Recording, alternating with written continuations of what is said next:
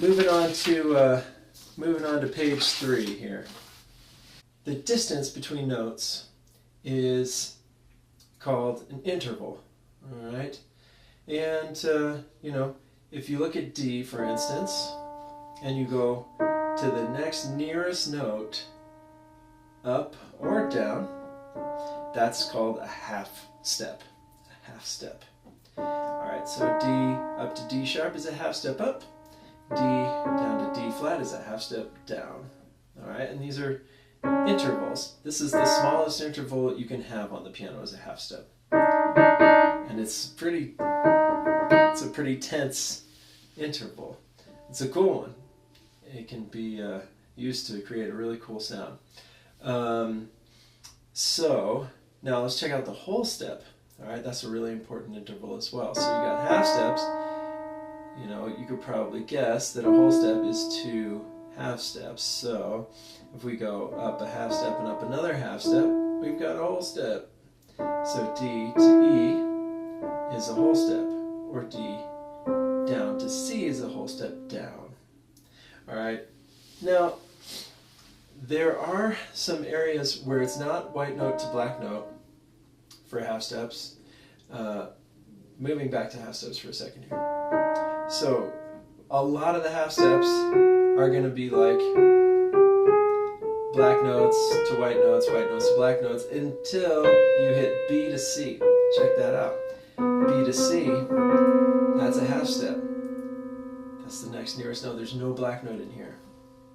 Cool, so if you're just getting to know the piano and the piano geography, this is important to notice. There's no black note in between B and C, and E and F. There is no black note in between there.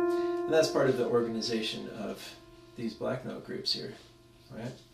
So you've got B and C as a half step, E and F as a half step. All the rest of your half steps are going to be between black notes and white notes. Now let's go to the whole steps. If you look at these guys, you got whole steps, white note to white note. If you went from D flat to E flat, that's a whole step also. See that? D flat, D, E flat.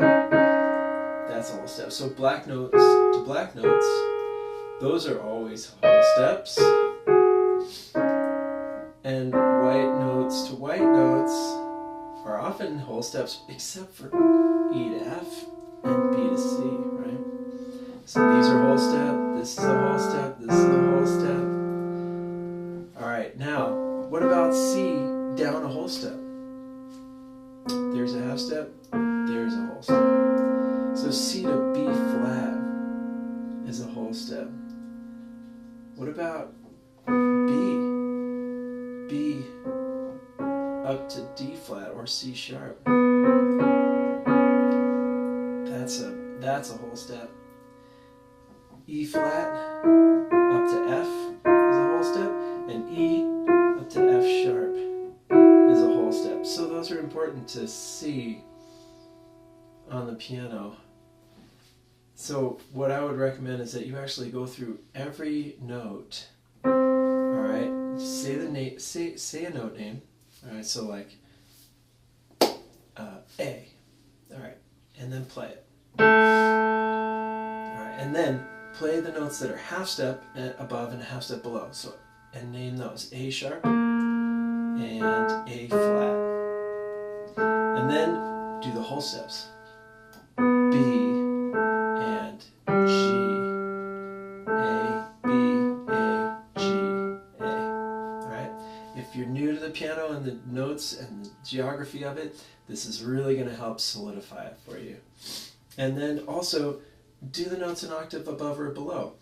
Do it 2 octaves above or below, right? So, and you could do it simultaneously with your left hand, 1 octave below, or you could do 2 octaves below. A sharp, A flat, A, B, A, G. All right?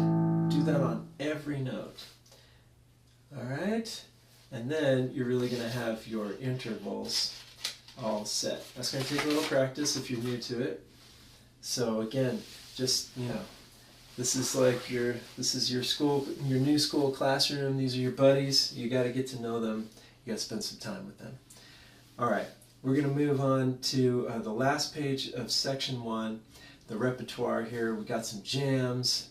All right, there's some great classic tunes like Justin Timberlake's "Sexy Back" and like the Jaws theme, "Eye of the Tiger." Those that have some of these intervals in them.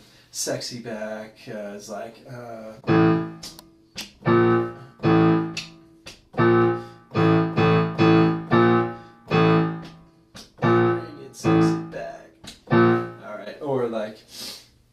Jaws, like those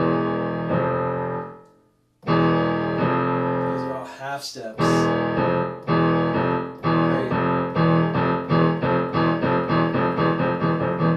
Right, this half step, man, that's powerful, right? It creates a cool sound. All right, and whole steps. You know, you can have lots of cool stuff with whole steps. "Eye of the Tiger," for instance, is like.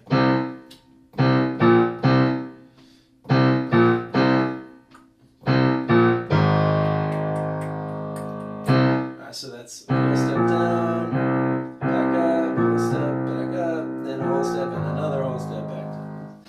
Good jam. So I wrote a couple of jams here with some play-along tracks. So let's do those together.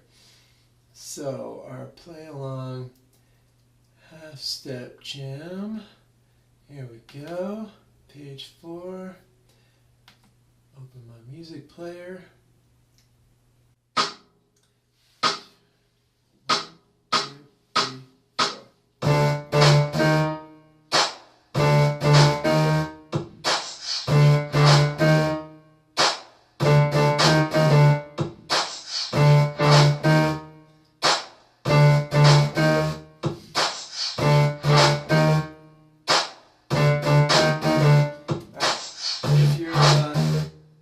If you're new to sight reading, again, this might be like, whoa, hey, you just jumped into this, like, I don't even know what to play.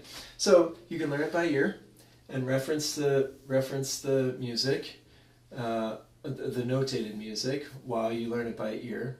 All right, it's not that hard. It's just 4 phrases. 3 of them are the same. The 4th one changes, but it's all the same notes. So it's D and E flat. Now, maybe you don't know how to sight read it all yet. So, either I or your teacher will tell you that this is D, all right? And the next note is E flat. And you're going to learn to sight read just by paying attention to the notes, all right? So you get it by ear, and then somebody tells you this is D, okay? And then the next one is E flat, and you can see there's that little symbol there. That's a flat symbol. It's a triplet, so it's like D, D, D, D, D, D, and then bump, bump, bump, bump, bump. Those last 2 are fast. All right, so let's just play along with this full track.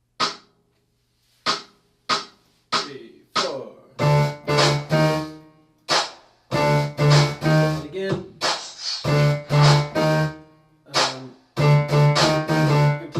Register. You play octaves.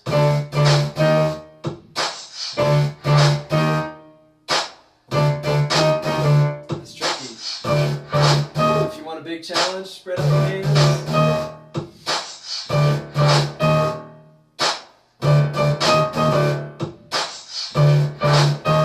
That's pretty fun right there. That's really powerful.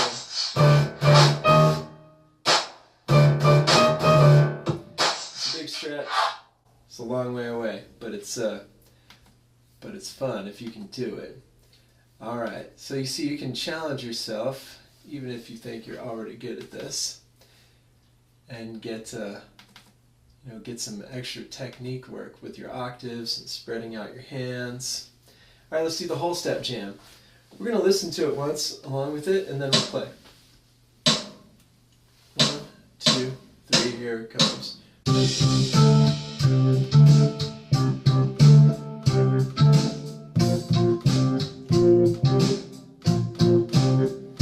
So that's C,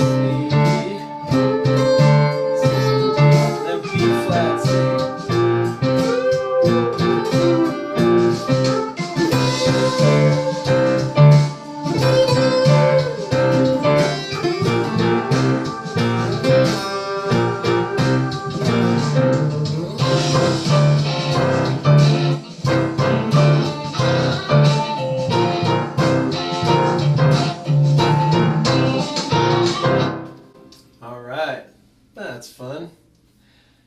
All right. So, the grabbing an octave part, I showed you. Just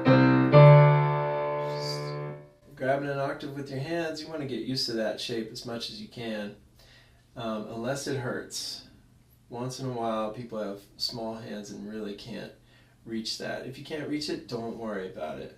Or if you're 8 or 9 years old and you're trying to reach that and your fingers won't go that far, don't stress it. Just play one note at a time right now. You'll get there. Your hands are growing. So, my other recommendation is that you transpose these jams and play them on starting on other keys. So, for instance, the half-step jam, right? Okay, so that started on D and went up a half step, right? So, you could do the same jam, but started on another key, like started on whatever, started on C.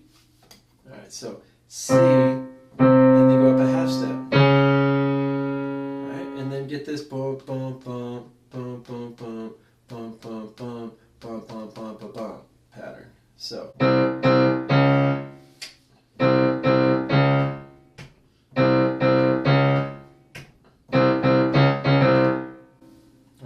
That's an awesome practice, again, to get to know the keys, to get to know the intervals, and then you're working on a really cool music skill, which is to transpose, which is to put things starting on other keys.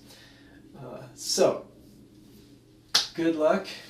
By the end of this chapter, you should have you should be able to play any note by the name.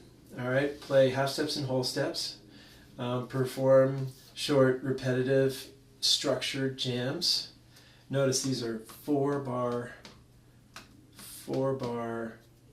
repeated jams. All right, that's super typical in music, in commercial music, is to have 4-bar jams that repeat. All right, and you play octaves in both hands unless your hands can't reach it. And then the terminology: sharps, flats.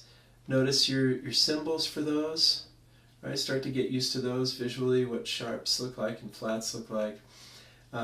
What the term interval means. Half steps, whole steps, octaves, and transposing, which is to play the same thing but starting on a different key. Your assignments have been name the note and play the note, your one-note jam, your half-step jam, and your whole-step jams.